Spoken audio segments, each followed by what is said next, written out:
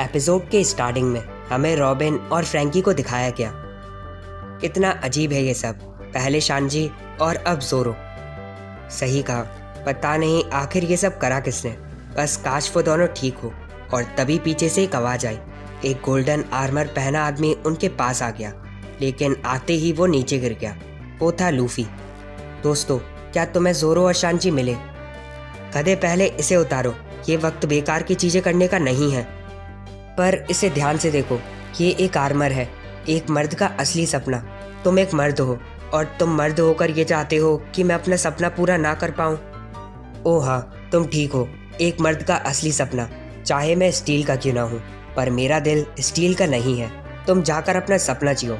और बाकी सभी लोग, प्लीज़ आप मेरी स्टील से बने होने की दुख भरी दास्तां सुनो। बुक का नाम एक स्टील से बना आदमी। बढ़िया फ्रैंकी, तुम तो सही में कमाल के हो। ये दोनों तो सही में गधे हैं। दोस्तों इधर आओ, आखिर ये जगह है कौन सी? जिसे सुनकर उस पिग्गी ने एक स्माइल करी। माफ करना, लेकिन अब तुम कुछ भी नहीं कर सकते। तुम सब इस रूम को छोड़कर नहीं जा सकते। और तभी ऊपर से एक आर्मर वाले ज़ॉम्बी ने उन पर हमला कर दिया, लेकिन कैसे भी करके वो उससे बच गए। जवाब दो, आखिर तुम हो कौन? बढ़िया, एक असली का आर्मर। एक आर्मर या फिर बोलूं एक ज़ॉम्बी। यहाँ पर उस ज़ॉम्बी ने फ्रैंकी पर हमला कर दिया, लेकिन फ्रैंकी ने उसके अटैक को डॉज कर दिया और फिर उसने अपना हमला करा। पर तभी वो वापस से खड़ा हुआ और उसने फ्रैंकी पर हमला कर दिया। अब बहुत हुआ, अब देखो मेरी असली ताकत। ये रहा वेपन लेफ्ट। फ्रैंकी ने अपने वेपन लेफ्ट से उस पर हमला कर दिया। ये हमला तो काफ़ी ज़्यादा बढ़िया था, लेकिन उस ज़ॉम्बी को कुछ भी नहीं होता। आखिर वो ज़ॉम्बी है कैसा? यहाँ पर एक बार फिर से उसने फ्रैंकी पर हमला करा और फिर उसे मार के नीचे गिरा दिया। तो क्या उसने फ्रैंकी को हरा दिया? फ्रैंकी को हराने के बाद वो आगे लूफी के पास जाने लगा, पर तभी पीछे से फ्रैंकी ने उसके सर को पकड़ लिया।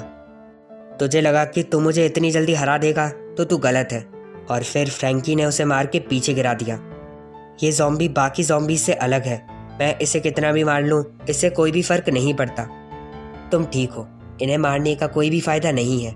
तुम चाहे इन ज़ॉम्बीज़ को कितना भी पीट लो, लेकिन इन्हें नहीं मार सकते। ओए पिग्गी, इधर वापस आ। मेरी बात सुनो, तुम अब कुछ भी नहीं कर सकते।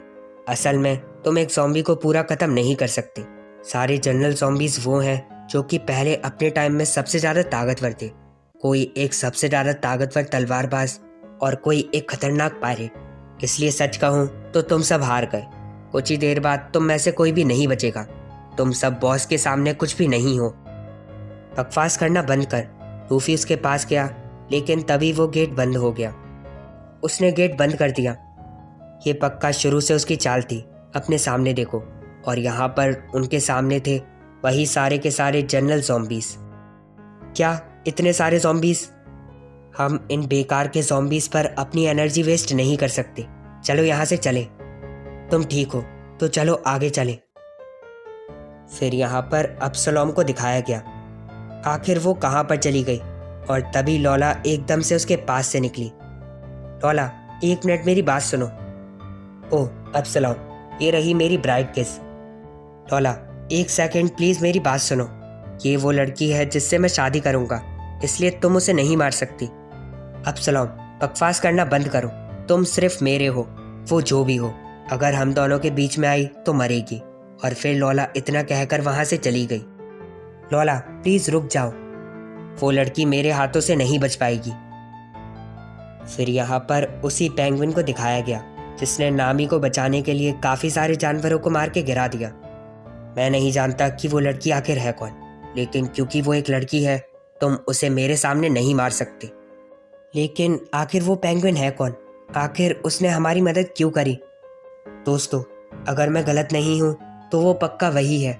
उसके लड़ने का तरीका, वो पेंगुइन और कोई नहीं बल्कि वही है। फिर यहाँ पर पिरोना को दिखाया गया, जो कि स्ट्रॉहेड पायरेट की शिप के जस्ट पास में थी। चलो चलकर अंदर देखें, क्या पता इनकी शिप में कुछ बढ़िया मिल जाए। फिर यहाँ पर जोरो को दिखाया गया, जो कि एक बॉक्स के अंदर था, बिल्कुल जैसे नामी उसॉप और चॉपर पहले थे। आखिर ये जगह है कौन सी? मुझे कोई बाहर निकालो। और तभी किसी ने जोरो को पकड़ लिया। ओए जवाब दे, आखिर तू है कौन? मौर्या ने यह सब सुनकर एक स्माइल करी और एक रोशनी के साथ जोरो बेहोश हो गया और वो भी शानजी के पास जाकर गिर गया।